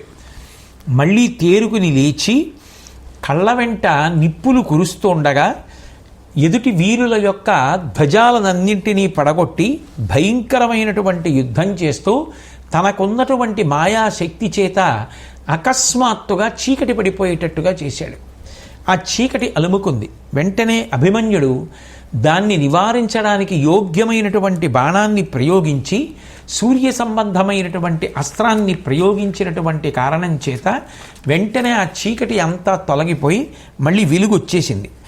అలంబసుడు ఇక ఈ అభిమన్యుడితో నేను యుద్ధం చెయ్యలేను అని చెప్పి, అలంబసుడు ఎన్ని మాయలు సృష్టించినా అభిమన్యుడు వాటన్నింటినీ కూడా పరిమారుస్తూ ఉంటే అభిమన్యుడు వేసేటటువంటి బాణముల యొక్క దెబ్బకి తట్టుకోలేక దిగి పారిపోయాడు. వేరొక వైపు భీష్మాచార్యుల వారు ఆ రోజున పరమాద్భుతమైనటువంటి యుద్ధాన్ని ప్రారంభం చేశాడు. బహుశః ఒక్క మాటలో చెప్పాలి అంటే కని విని ఎరుగనటువంటి యుద్ధం. అంతకన్నా ఇక చెప్పడానికి ఏముండదు ఇక. ఎందుకని అంటే యుద్ధం చేస్తున్న భీష్ముడు కనపడుతున్నాడు. అసలు ఆ హస్తలాఘం ఏమిటో, ఆ చేతిక శక్తి ఏమిటో, ఆయన లక్ష్యం ఏమిటో, ఆ గురి ఏమిటో, అసలు ఆ ఏకాగ్రత ఏమిటో, ఆ యుద్ధం ఏమిటో, ఆయన పరాక్రమం శౌర్యం ఎటువంటివో రెండు పరమాద్భుతమైనటువంటి ఉపమానములను ప్రయోగించారు తిక్కన గారు. ఒక మదపుటేనుగు పువ్వులతోటి పిందెలతోటి కాయలతోటి ఉన్న అనేకమైనటువంటి చెట్లు ఉన్న ఉద్యానవనంలోకి ప్రవేశించి విచ్చలవిడిగా పరిగెత్తి తన తొండంతో చెట్ల కొమ్మలన్నింటినీ విరిచేసి మొక్కలన్నింటినీ తొక్కేస్తే ఆ ఏనుగు విజృంభించి తొక్కేసి వెళ్ళిపోయిన తరువాత ఆ ఉద్యానవనాన్ని చూస్తే ఎలా ఉంటుందో భీష్ముడు యుద్ధం చేసినప్పుడు ఆ రోజు యుద్ధభూమి అలా అయిపోయింది. అంత భయంకరమైన యుద్ధాన్ని ఒక్కడే చేసేశాడు. ఆ రోజు యుద్ధంలో ధర్మరాజు, భీముడు, నకులుడు, సహదేవుడు నలుగురు భీష్ముడి దగ్గర ఓడిపోయారు. పాండవులు అసలు నిలబడడానికి కూడా ధైర్యం చాలనటువంటి స్థితిని కల్పించగలిగాడు.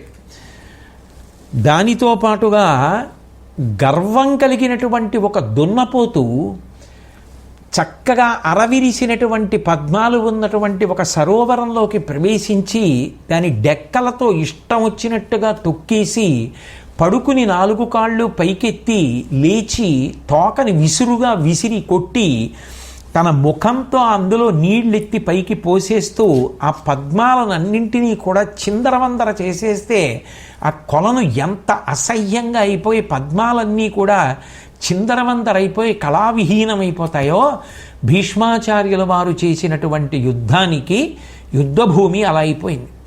ఎక్కడ చూసినా తెగిపోయిన తలలే, ఎక్కడ చూసినా తెగిపోయిన కాళ్ళు, చేతులు, పడిపోయినటువంటి ధ్వజాలు, కింద పడిపోయినటువంటి ఆభరణాలు, తెగిపోయిన చేతులు, తెగిపోయిన కాళ్ళు, కింద పడి మరణించినటువంటి ఏనుగులు, ముక్కలైపోయినటువంటి గుర్రాలు, విరిగిపడిపోయినటువంటి రథాలు, అసలు ఒక బీభత్సమైనటువంటి సన్నివేశాన్ని సృష్టించాడు. అసలు నిలబడిన వాడన్నవాడు లేడు పాండవ పక్షంలో. అసలు ఆ యుద్ధం చూస్తే చాలనుకున్నారు కౌరవులు. అట్లా విజృంభించాడు ఆ రోజున భీష్ముడు దుర్యోధనుడికి బుద్ధి చెప్పడానికి. విజృంభించి చేస్తున్నటువంటి యుద్ధానికి పాండవ సైన్యం బ్రతికుంటే బలిశాకు తిని బ్రతకచ్చని చెప్పి సురక్షిత ప్రాంతాలలో దాక్కుందామని ఎవరి మానాన వారు వెన్నిచ్చి పారిపోతున్నారు. ఇక ఆగండి అని చెప్పగలిగినటువంటి వాడు కూడా లేడు. అంత భయంకరమైనటువంటి స్థితిని భీష్ముడు కల్పించాడు. శ్రీకృష్ణ పరమాత్మ ఒకసారి యుద్ధభూమిని అంతటినీ కూడా కలయ చూసి పాండవ సైన్యం పారిపోతున్నటువంటి తీరు చూసి అర్జునుడితో మాట్లాడుతూ అన్నారు, అర్జున, చూచితే మన బలావళి నెల్లా కలంచుచున్నవాడు ఊర్జిత శౌర్య సంపదయు ఉగ్ర భుజాబల వైభవంబు విస్ఫూర్జిత విక్రమోద్ధతియు చూపిన నదీసుతుడు ఇట్టి చోట నీ దుర్జయ దర్ప విభ్రమముతో పగ చెయ్యాక ఉనికి ఒప్పునే. అర్జున, చూశావా ఆ భీష్మాచార్యుల వారు ఎలా విజృంభిస్తున్నాడో? విశేషమైనటువంటి పరాక్రమాన్ని ఆయన చూపించి చేసేటటువంటి యుద్ధం వలన ఇవాళ పాండవ సైన్యంలో ఒక్కడు కూడా నిలబడకుండా విన్నిచ్చి పారిపోతున్నారే. ఇటువంటి సమయంలో నువ్వు నీ పరాక్రమాన్ని చూపించి భీష్ముడిని నిగ్రహించకపోతే ప్రమాదం కదా. మును మచ్చనాథు నగరంబున సంజుగితోడ నీవు పొంగుచు బెట్టాడిన మాటలెల్ల మరచిన నిను నగరే రధికవరుల నింద్య చరిత్ర. ఎన్నడూ మాట పడనటువంటి వాడా, నింద్యమైనటువంటి చరిత్ర లేనివాడా ఓ అర్జున, ఇత పూర్వం ఆ విరాట మహారాజు గారి యొక్క నగరంలో ఉపప్లావ్యంలో మనం ఉండగా సంజయుడు రాయబారానికి వచ్చినప్పుడు నువ్వు భీష్మద్రోణాదులందరినీ కూడా నేను అణిచివేస్తానని చెప్పినటువంటి మాటలు ఇప్పుడు నిజం చేయకపోతే, భీష్ముడిని నిగ్రహించకపోతే రేపు అందరూ కూడా నవ్వరా? అర్జునుడు ఏమీ చెయ్యలేకపోయాడు అని చెప్పుకోరా? అది నీకు అవమానం కాదా? కాబట్టి వెంటనే పూనుకుని నువ్వు యుద్ధం చేసి భీష్ముడిని నిగ్రహించమన్నారు. అంటే సకల బంధుజనుల చంపి కౌరవహీనమైన ఆ రాజ్యమహిమయేను బడసి అనగా ఏమి సుకృతమాచరించిన వాడనగుదు మనసు గులుపదయ్యననికి. ఉండుండి వైరాగ్యం వస్తూ ఉంటుంది అర్జునుడికి కూడా. ఆయన అన్నాడు, అర్జునుడు ఇంతమంది బంధువుల్ని చంపేసి అసలు మా వంశం వాళ్ళన్న వాళ్ళు ఎవ్వరూ లేకుండా చేసేసి అటు భీష్మాచార్యుల వారు ఇటువైపు వాళ్ళని చంపేసి నేను విజృంభించి అటువైపు వాళ్ళని చంపేస్తే బంధువులన్న వాళ్ళు లేకుండా అందరూ నశించిపోయిన తర్వాత రాజ్యం దక్కితే మాత్రం నేను ఆ రాజ్యాన్ని చేకుని ఏం సంతోషం పొందుతాను కృష్ణ? కాబట్టి నాకు యుద్ధం చేయడానికి మనసు పుట్టడం లేదు. ఒకప్పుడు నేను విరాట నగరంలో ఈ మాట అన్నమాట వాస్తవమే, కానీ అన్నాను, అది యథార్థం. కాబట్టి మన రథాన్ని భీష్మాచార్యుల వారి దగ్గరికి పోని యుద్ధం చేద్దామన్నాడు. అనగానే కృష్ణుడు అర్జునుడి యొక్క రథాన్ని తీసుకెళ్ళి భీష్ముడు ముందు పెట్టాడు. ఆ భీష్ముడు అగ్నిహోత్రం బాగా పైకి లేచిపోయిన జ్వాలలతో ఎలా ఉంటుందో అలా ఉన్నాడు. కరనారాచ పరంపరోగ్రనిహతిన్ గాంధీవి అంగంబులాతురతన్ పొందగనేసి బాణమయగాత్రుంచేసి గోవిందు నిష్ఠురలీలన్ దురగంబులన్ పటుశరస్యూతాస్యముల్ కాగ సత్వరుడై ఏసి రథంబు కూడా పొదివెన్ వాలంప మొత్తంబులన్. ఆ భీష్ముడు వచ్చినటువంటి అర్జునుడిని చూశాడు. చూసి నారాచ బాణములను ప్రయోగించి ఆ కఠినమైనటువంటి బాణములు అర్జునుడి యొక్క శరీరం అంతా గుచ్చుకుపోయేటట్టు చేసి దాని వలన పొందినటువంటి విశేషమైన ఖేదం చేత అర్జునుడు తిరిగి బాణములను అంత వేగంగా ప్రయోగించలేనటువంటి స్థితిని కల్పించాడు. అలాగే బాణములను ప్రయోగించి కృష్ణుడి యొక్క శరీరం అంతా కూడా బాణములు కొట్టాడు. చాలా నిష్ఠురమైనటువంటి రీతిలో ఆ రథానికి ఉన్నటువంటి గుర్రాల యొక్క ముఖాల నిండా బాణములు గుచ్చుకుపోయేటట్టుగా బాణములను ప్రయోగించాడు. దానితో ఆ గుర్రముల యొక్క ముఖాల నిండా బాణాలు గుచ్చుకుపోతే అవి కూడా వాడి తగ్గిపోయాయి, వాటిలో కూడా జవసత్వాలు ఉడిగిపోయాయి, అవి కూడా ఆ బాధతోటి నిస్తేజమైపోయి నిలబడిపోయి మొత్తం అర్జునుడి యొక్క రథాన్నంతటినీ కూడా బాణాలతో భీష్ముడు కప్పేశాడు. ఆ కప్పేసినటువంటి స్థితిలో ఇక గుర్రాలు కూడా ముఖమంతా బాణాలు కప్పేస్తే ఏం కదులుతాయి? కదలలేని స్థితిలో ఉంటే తన సారథ్య ప్రౌఢిమ ప్రదర్శిస్తూ కృష్ణుడు చాలా జాగ్రత్తగా అట్లాగే గుర్రాలని స్పృశించి ఆ రథాన్ని నడుపుతున్నాడు. ఈలోగా ఒక బల్లెంతో అర్జునుడు భీష్ముడి యొక్క ధనస్సుని విరగ్గొట్టాడు. చాలా సంతోషించి అర్జునుడి యొక్క గురికి మనసులో ప్రశంసనిచ్చినటువంటి వాడై భీష్ముడు వేరొక ధనస్సును అందుకున్నాడు. దాన్ని కూడా అర్జునుడు విరగ్గొట్టేశాడు. వెంటనే వేరొక ఆ ధనస్సుని అందుకున్నటువంటి వాడై ఆ భీష్ముడు ప్రయోగించినటువంటి శర పరంపరకి అర్జునుడు తట్టుకోలేకపోయాడు. విపరీతంగా బాణాలు వచ్చి పడిపోతుంటే అసలు నిలబడలేక నిలువెల్లా వణికిపోయాడు. వణికిపోయి శరీరం ఒక పక్కకి వాలిపోతోంది అర్జునుడిది. యుద్ధం చేయలేకపోయాడు. ఆ యుద్ధం చెయ్యలేకపోతున్న స్థితిని వెనక్కి తిరిగి కృష్ణ పరమాత్మ చూశారు. దారుణ రోషంబడరగా నారాయణుడప్పుడు సైరణం దొరగి వెసం తేరి నొగల పగ్గంబులిడి క్రూరత మునికోల ఎత్తుకొని ఇలా కురికెన్. వెంటనే కృష్ణ పరమాత్మ తాను సారథ్యం చేయడానికి పట్టుకున్నటువంటి గుర్రముల యొక్క కళ్ళెములను తీసి ఆ రథం యొక్క నొగల మీద ఉంచి తాను ఆ గుర్రములను తోలడానికి చేతిలో పట్టుకున్నటువంటి మునికోలను ఎత్తిపట్టి రథం మించి ఒక్క దూకారు. దూకి ధరణీ చక్రము గ్రక్కునన్ కదల దిగ్దంతావళ శ్రేణీ కంధరముల్ మృగబడన్ దిశావలయముత్కంపంబుగా నీ బలంబురులంబారగా భీష్ముపై గవిసే రౌద్రోద్రేకముంచూచి ఖేచరలోకంబును సంచలింప హరిచించద్బాహు ఘోరాకృతిన్. ఆ కృష్ణ పరమాత్మ ఎంత ఆవేశంతో రథం మించి దూకారు అంటే ధరణీచక్రము గ్రక్కునన్ కదల, భూమి అంతా కదిలిపోయింది. దిగ్దంతావళ శ్రేణి కంధరముల్ మృగబడన్, భూమిని మోసేటటువంటి ఆ దిగ్గజములు కదిలిపోయి వంగిపోయేటట్టుగా, దిశావలయముత్కంపంబుగా, ఈ దిశావలయము అంటే దిక్కులన్నీ కూడా కదిలిపోయేటట్టుగా, నీ బలం బురులంబారగా, ఆ కౌరవ సైన్యం అంతా కూడా ఆ కృష్ణుడి యొక్క ఉగ్రమైనటువంటి రూపాన్ని చూసి భయాన్ని పొంది అన్ని వైపులకి చెదిరిపోయేటట్టుగా ఆయన భీష్ముపై కవిసే, భీష్ముడి మీదకి యుద్ధానికి వస్తూ రౌద్రోద్రేకముంచూచి ఖేచరలోకంబును సంచలింప హరిచెంచద్బాహు ఘోరాకృతిన్. వినివీధిలో నిలబడినటువంటి దేవతలు కూడా కృష్ణుని యొక్క ఆ ఉగ్రమైనటువంటి రూపాన్ని చూసి గజగజ వణికిపోతున్నారు. వణికిపోతుండగా చేతిలో పట్టుకున్నటువంటి ఆ మునికోలతోటి భీష్ముణ్ణి చంపుతానని పరిగెత్తుకొచ్చేస్తున్నాడు. వర్షాకాలంలో పెద్ద పెద్ద ఉరుములు ఉరుగుతూ మెరుపులతోటి ఒక నల్లటి మబ్బు భూమి మీదకి దిగొచ్చేస్తే ఎలా ఉంటుందో ఆ పచ్చటి పీతాంబరంతో కృష్ణ పరమాత్మ నడుస్తుంటే అలా ఉంది.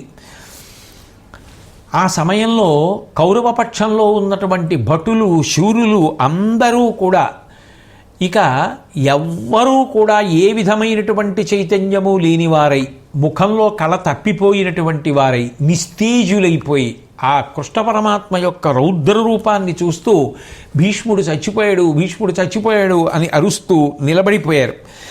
ఆ వచ్చేస్తున్నటువంటి కృష్ణ పరమాత్మని భీష్మాచార్యుల వారు చూశారు. చూసి కనుగొని భీష్ముడు ఉల్లము వికాసమునొందగా అల్లనవ్వి ఇట్లను చనుదెమ్ము వేగమ మహాత్మ వికస్వర పుండరీకలోచన ఇది లెస్స నాకిచట శాశ్వతమైన యశంబు అచ్చటన్ వినుతికి నిక్కు సద్గతియు నీ దయ చేకుర చేయు ఇష్టమున్. కృష్ణ, ఇంతకన్నా నేను కావాలని కోరుకునేది ఏముంటుంది? అరవిరిసినటువంటి పద్మముల వంటి కన్నులు కలిగినటువంటి వాడా, ఇక్కడ నాకు కీర్తి పొందడానికి ఈ సందర్భం కన్నా గొప్ప సందర్భం లోకంలో ఇంకొకటి ఉండదు. నాకిచట శాశ్వతమైన యశంబు, ఈ లోకంలో కీర్తిని పొందడానికి ఇంతకన్నా గొప్ప సంఘటన వేరొకటి ఉండదు. అట్లాగే అచ్చటన్ వినుతికి నెక్కు సద్గతియు, నేను నీ చేతిలో మరణిస్తే సద్గతులు పొందుతాను. కాబట్టి నువ్వు ఎలా చెయ్యాలనుకుంటే అలా చెయ్యి, నన్ను సంహరిస్తే ఇంకా నాకంతకన్నా ఆనందమే ఉంటుంది అని చేతులు కైమోడ్చి కృష్ణుణ్ణి ప్రార్థన చేస్తూ నమస్కరిస్తూ నిలబడిపోయాడు. ఆ సమయంలో అర్జునుడు వెంటనే రథం మించి కిందకి దూకి పరిగెత్తుకొచ్చి వెనక నుంచి గట్టిగా కృష్ణుడిని పట్టుకుంటే కృష్ణుడు అర్జునుడిని ఈడ్చేస్తుంటే మళ్ళీ 3వ రోజు యుద్ధంలో ఎలా అయితే కృష్ణ పరమాత్మని పట్టుకున్నాడో అలాగే పట్టుకుని కయ్యము సేయనేనని అకల్మష బుద్ధి ప్రతిజ్ఞ చేసి నీవీయడ తప్పితేని జగమేమను ఇంచుకసేపు పోరులండయ్యుట తప్పే నాపై కడంగిన భీష్ముని పాటు సూతు రావయ్యా రథంబు మీదికిటు ఆశ్రితమానము విటిబుత్తురే. కృష్ణ, నువ్వు ఒకనాడు ప్రతిజ్ఞ చేశావు, నేను ఈ కురుక్షేత్ర సంగ్రామ భూమి యందు ఎట్టి పరిస్థితులలోనూ కూడా ఆయుధాన్ని పట్టుకోను, కేవలం అర్జునుడికి సారథ్యం చేస్తానన్నావు. అటువంటిది ఇవాళ మేము యుద్ధం చేయలేకపోతున్నాము అని నువ్వు ఆయుధం పట్టుకుంటే మా అందరికీ కూడా అది అప్రతిష్ట కాదా? పైగా యుద్ధం అన్న తర్వాత యుద్ధం చేసేటటువంటి వాళ్ళు బడలిపోయి కాసేపు యుద్ధం చెయ్యలేకపోవడం అనేటటువంటిది లోకంలో సర్వసామాన్యమైన విషయం. అందులో అంతర్భాగమే నేను కూడా. కించిత్సేపు బడలిపోయినంత మాత్రం చేత నువ్వు ఇలా రథం దిగిపోయి మునికోల పట్టుకుని వెళ్ళిపోయి భీష్ముడిని సంహరిస్తానంటే ఇంతకన్నా దారుణమైన విషయం ఇంకోటి ఉంటుందా? నిన్ను ఆశ్రయించినటువంటి వాళ్ళు అవమానాల పారైపోరా? కాబట్టి కృష్ణ పరమాత్మ నా యందు దయ ఉంచి వెనక్కి వచ్చేసేయమని బ్రతిమాలితే కృష్ణ పరమాత్మ వెనక్కి వచ్చి రథాన్ని అధిరోహించి సారథ్యం ప్రారంభం చేశారు. అర్జునుడు కూడా గాంధీవం పట్టుకుని యుద్ధాన్ని మొదలుపెట్టాడు. అయితే ఇక్కడ గమనించదగ్గ విషయం ఏమిటంటే కృష్ణ పరమాత్మ తలుచుకుంటే ఆయనకి ఏదైనా ఆయుధమే. శంఖభృన్నందకీ చక్రీ శార్ంగధన్వా గదాధర రథాంగపాణిరక్షోభ్య సర్వప్రహరణాయుధ అంటుంది విష్ణు సహస్రం. అలా ఆయనకి అన్ని ఆయుధములే. కానీ ఒక్క విషయాన్ని జాగ్రత్తగా గమనిస్తే నిజంగా భీష్మాచార్యుల వారిని చంపేద్దామని కృష్ణ పరమాత్మ అనుకున్నారనుకోండి, అప్పుడు ఆయన ఒక కత్తి పట్టుకుని వెళ్ళాలి, ఓ సుదర్శన చక్రాన్ని స్మరించాలి, ఓ గద పట్టుకోవాలి, లేకపోతే అక్కడే గాంధీవాన్ని అర్జునుడి చేతిలోంచి లాక్కుని ఓ బాణప్రయోగం చేయాలి. అది కాదు ఇది కాదు, గుర్రాల్ని తోలడానికి ఉపయోగించే మునికోల చేత్తో పట్టుకుని భీష్మాచార్యుల వారిని చంపేస్తాను అని వెళ్ళడం కొంచెం ఆశ్చర్యకరంగా లేదు? అంత దగ్గరికి వెళ్ళి గుర్రాల్ని కొడితే గుర్రాలు అటు ఇటు పెడితే గుర్రాలే చచ్చిపోవు మునికోల పెట్టి కొడితే. అటువంటిది అది పెట్టి కొడితే భీష్ముడు చచ్చిపోతాడా? అంటే పరమాత్మ కాబట్టి ఆయన శక్తికి ఏది వాడినా చచ్చిపోతారు, అది వేరు. కానీ సందర్భంలో కూడా ఒక మర్యాద ఉండాలి కదా. మరి ఆ మునికోల పట్టుకుని వెళ్ళడం ఏమిటి అంటే నిజంగా భీష్ముడిని చంపడం కాదు కృష్ణుడి యొక్క ఉద్దేశ్యం. ఆ ముందు రోజు రాత్రి భీష్ముడిని ఎన్ని మాటలు అన్నాడు. భీష్ముడు యుద్ధ భూమిలోకి వచ్చి నిలబడిన తరువాత కూడా దుర్యోధనుడు ఆయన చెయ్యని ప్రతిజ్ఞ చేశాడు అని చెప్పాడు. ఇవాళ భీష్ముడు పాండవుల్ని గెలుస్తాడు అన్నాడు, మిగిలినటువంటి సైన్యాలన్నింటినీ ఓడిస్తాడు అన్నాడు. ఆయన మనసు ఎంత ఖేదపడిపోయింది. సర్వసైన్యాధ్యక్ష పదవి నుంచి నువ్వు తప్పుకో అన్నంత మాట మాట్లాడి ఇంచుమించుగా అటువంటి ప్రతిపాదన చేస్తున్నాడా అన్నంతగా అని, నువ్వు సరిగ్గా యుద్ధం చేయకపోవడం వల్ల మాకు నష్టం కలుగుతోంది, నువ్వు తప్పుకో కర్ణుడు వస్తాడంటే ఆ రోజు భీష్ముడు ఎంత బాధపడుంటాడో. నీకేం తెలుసు భీష్ముడు అంటే? భీష్ముడి గౌరవం ఏమిటి అన్నది మహాభారత చరిత్రలో శాశ్వతంగా నిలబడిపోవాలంటే అంత యుద్ధం చేశాడు ఇంత యుద్ధం చేశాడు అని ఎన్ని వందల పుటలు వ్రాసినా ఆ యుద్ధాలు అదే పనిగా చదివినప్పుడు ఓహో మళ్ళీ ఇంతమందిని చంపాడు ఇంతమందిని చంపాడు ఇంతమందిని చంపాడని దాన్ని సర్వసాధారణ దృష్టితో చూస్తారు తప్ప 3వ నాడు సుదర్శన చక్రం పట్టుకున్నవాడు 9వ నాడు మళ్ళీ మునికోల పట్టుకుని కృష్ణుడు దిగిపోవలసి వచ్చింది రథంలోంచి అంటే ఇది నాకు నిజమైన కీర్తి అని భీష్ముడు అన్నాడు అంటే, కృష్ణుడంతటి వాడు ఆయుధం మళ్ళీ పట్టుకోవలసి వచ్చింది అంటే భీష్ముడు ఎంత గొప్ప యుద్ధం చేశాడు అంటే 10 రోజుల యుద్ధంలో భీష్మాచార్యుల వారి యుద్ధం అనేటప్పటికీ 3వ రోజు యుద్ధం 9వ రోజు యుద్ధం తప్పకుండా చెప్తారు. ఎందుకు చెప్పాలి అంటే ఆ 2 రోజుల యుద్ధాన్ని తట్టుకోలేక కృష్ణ పరమాత్మ అంతటి వాడు 2 సార్లు ఒకసారి చక్రాన్ని ఒకసారి మునికోలని పట్టుకుని దిగాడు అని చెప్పుకుంటారు. అంటే ఆయన యొక్క ఔన్నత్యాన్ని శ్రీకృష్ణ పరమాత్మ కాపాడారు. ఆయన గురించి ఎవరూ పట్టించుకోలేదన్న మాట ఉండదు లోకంలో. ధర్మాన్ని పాటించిన వాడి గురించి భగవంతుడు పరిగెడుతూ ఉంటాడు. మిగిలిన వాళ్ళు ఎంతమంది పరిగెడితే మాత్రం ఈ కీర్తి వస్తుంది? ధర్మాన్ని పట్టుకున్న వాడికి లోటు లేదు, భగవంతుడున్నాడు వాడి కీర్తి నిలబెట్టడానికి. భీష్ముడు పడ్డ బాధ ఏమిటో పరమాత్మ అయిన కృష్ణ పరమాత్మకి తెలుసు. భీష్ముడికి కీర్తినివ్వాలి. ఏ రాజులు ఆయన్ని నింద చేశారో వాళ్లే రాత్రి ఆయన దగ్గరికి వచ్చి నమస్కారాలు చేసి పక్కకి తప్పుకోవాలి. అంటే కృష్ణుడంతటి వాడు ఇవాళ రథంలోంచి దిగిపోయి మునికోల పట్టుకున్నట్ట భీష్ముడి యుద్ధాన్ని తట్టుకోలేక. అంటే అది గొప్ప మలుపు, అందుకు దిగిపోయాడు. నిజానికి అర్జునుణ్ణి రక్షించుకోవడం ఎంత అవసరమో అంతకన్నా ఎక్కువ అవసరంగా కనపడేది ఏది అంటే భీష్ముడి కీర్తి నిలబెట్టడం. ఆ పరిస్థితులలో భీష్ముడికి ఆ ఊరట కృష్ణ పరమాత్మ కల్పించకపోతే అటువంటి భాగవతుల యొక్క చరిత్రకి అర్థమేముంది? భగవంతుడి మీద భక్తికి అర్థమేముంది? వాళ్ళ పడ్డ కష్టాన్ని తీసేసి వాళ్ళ మనసుకి అంత ఊరటనిచ్చి ఈ సంఘటన చాలు నా యశస్సు నిలబడ్డానికి అని భీష్ముడు అన్నాడు. అంటే నిజానికి భీష్ముడిని కృష్ణుడు ఎంత సంతోషపెట్టాడని దాని గుర్తు. అది కృష్ణ పరమాత్మ యొక్క గొప్పతనం. అటువంటి కృష్ణ పరమాత్మ యొక్క అండ ఉండాలి అంటే ధర్మాచరణం ఒక్కటే మార్గం. ఆ ధర్మాచరణం ఎవరు చేస్తారో వాళ్ళకి భగవంతుడి అండ ఉండగా మిగిలిన వాళ్ళు ఎంతమంది అర్థం చేసుకుంటే ఎంత, చేసుకోకపోతే ఎంత. భగవంతుని యొక్క అండ నిలబెట్టుకోగలిగితే మనసు చెక్కు చెదరకుండా ధర్మమునందు పరిపూర్ణమైన విశ్వాసంతో పట్టుకోగలిగితే, అనుష్ఠాన పర్యంతంలోకి తెచ్చుకోగలిగితే అది శ్రీరామరక్ష అని నిరూపణం చేసేటటువంటి మహోత్కృష్టమైనటువంటి ఘట్టం. అయితే ఇందులో ఒక మాట ఉంది. ఇంచుమించు భీష్ముడు బహుశः మానసికంగా సిద్ధపడ్డాడు, ఇక రోజు ఈ మాటలు పడలేను, ఆఖరిసారి నా శక్తి సామర్థ్యాలు ఏమిటో చూపించేయాలి, పాండవుల 5గురిని ఓడించేయాలి. అర్జునుణ్ణి కూడా తలుచుకుంటే భీష్ముడు ఓడించలేడా? అర్జునుణ్ణి కూడా ఓడించాలి. అంత సైన్యాన్ని ఓడించేసేయాలి. మొత్తం సైన్యాన్ని భీష్ముడు ఒక్కడే ఓడించాడు. ఈ కీర్తి తిరుగులేని రీతిలో వ్రాసేసుకొని, కర్ణుడా చెయ్యగలిగింది నేనా?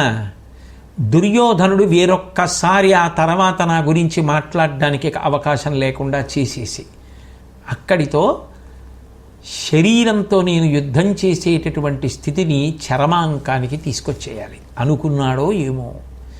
మళ్ళీ కృష్ణుడు అర్జునుడు కలిసి రథం మీద కూర్చుని యుద్ధం మొదలుపెట్టినా భీష్ముణ్ణి ఆపలేకపోయారు.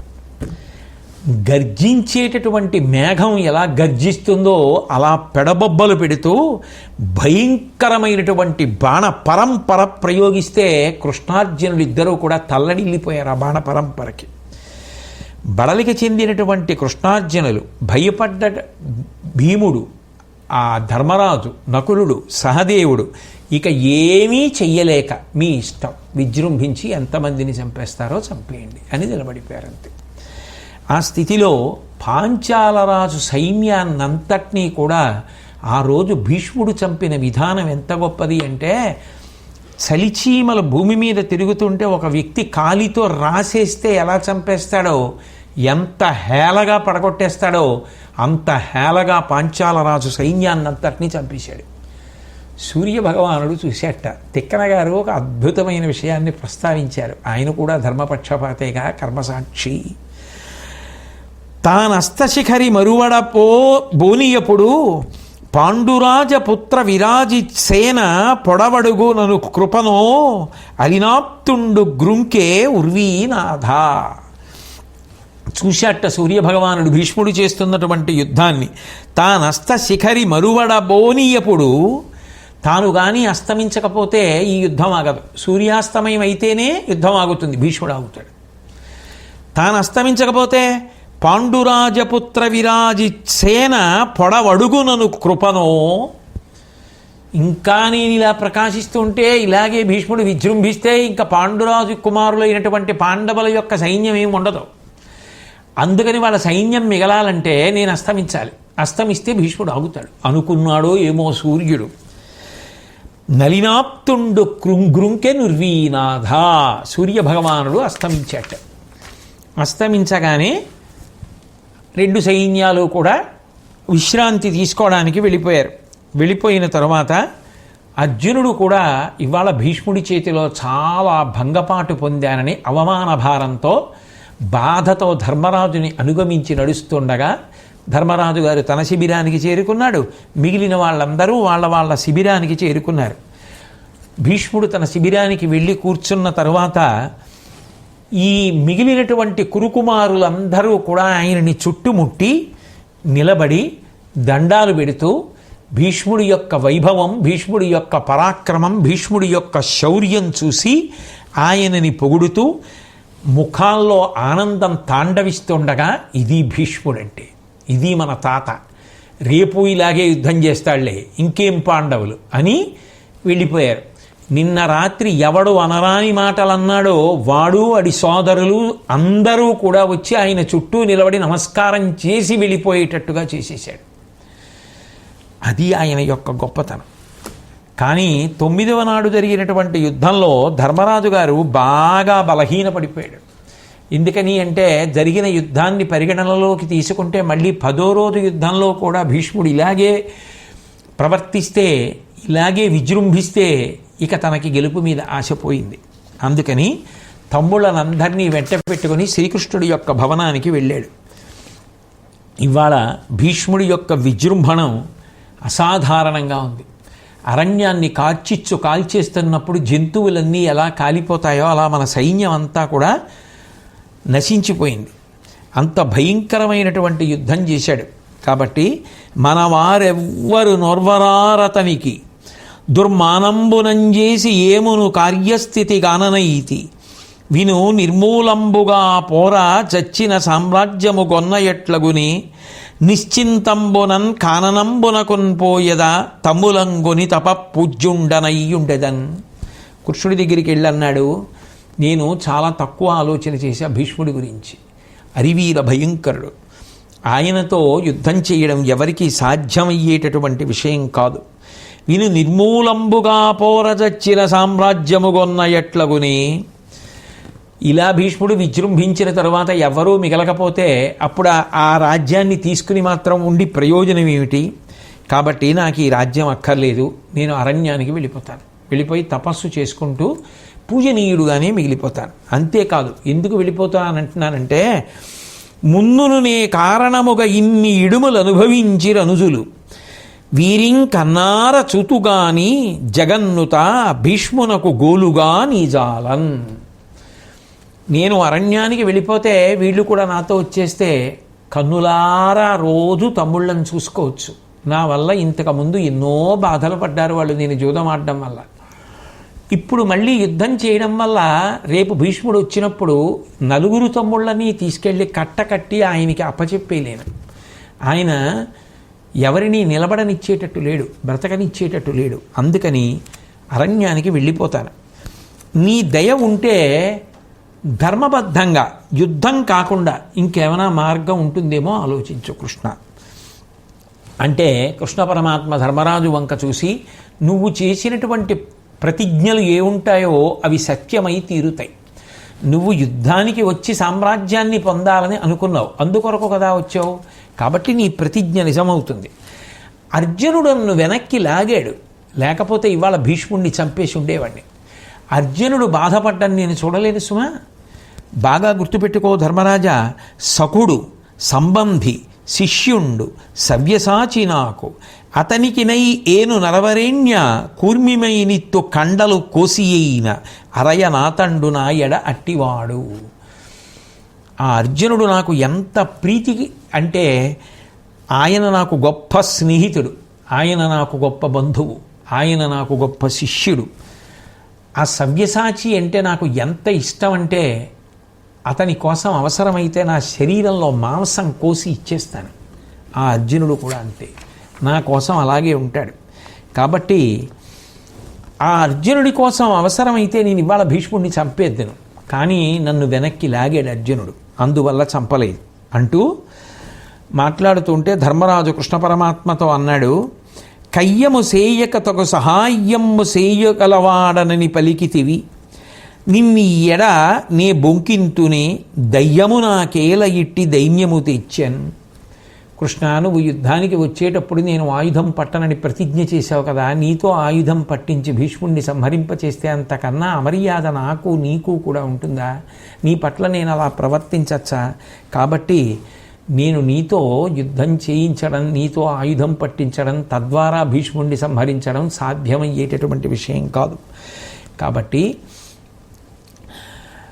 నేను ఒక ప్రతిపాదన చేస్తాను, పరిశీలించమంటూ అకట తండ్రి సచ్చినంత నుండి మమ్ము అరసి ప్రోచినట్టి ఎనుగు దాత చంప మది తలంచు తెంపు సూచితే రాజధర్మమింత క్రూరకర్మమగునే.